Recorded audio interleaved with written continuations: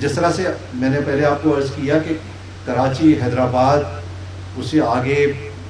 خیرپور تک یہ پرابلم تھا، اور یہ پرابلم تب حل ہوا جب آپ نے اس کو اپنی افینسو اسٹریٹجی کے ذریعے سے فکس کیا. تو الحمدللہ گورنمنٹ نے وہ اسٹینڈ لیا، وہ پریشر برداشت کیا، وہ کرٹیسزم برداشت کی، اور ہمیں اجازت دی، جس کے بیسس پہ آج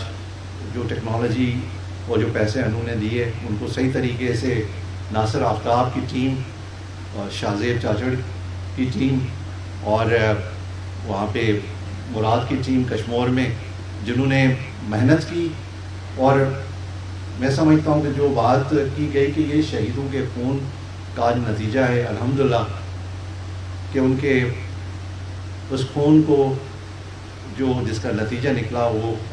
آج کی یہ سرنڈر سیریمنی ہے. میں ایک دفعہ پھر یہ واضح کرتا چاہوں کہ ہم ایک ٹائم تھا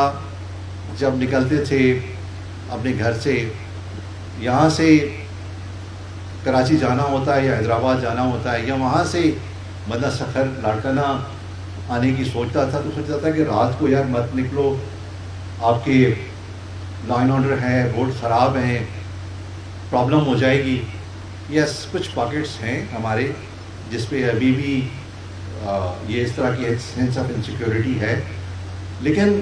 میجورٹی ابھی ایریاز کہ آپ کو لاڑکانہ نکلنا ہے کراچی سے، آپ کو سکھر نکلنا ہے کراچی سے،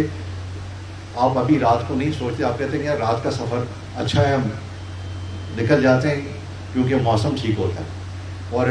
ہم رات آ رہے تھے تو میں نے خود دیکھا اور ہم صاحب نے دیکھا کہ تقریباً بمپر ٹو بمپر ٹریفک ہمارے ہائی ویز پہ چل رہی ہے. اور یہ آپ دیکھیں کچھ سال پہلے بالکل نہیں تھا، رات کو ٹریفک بالکل نہیں چلتی تھی.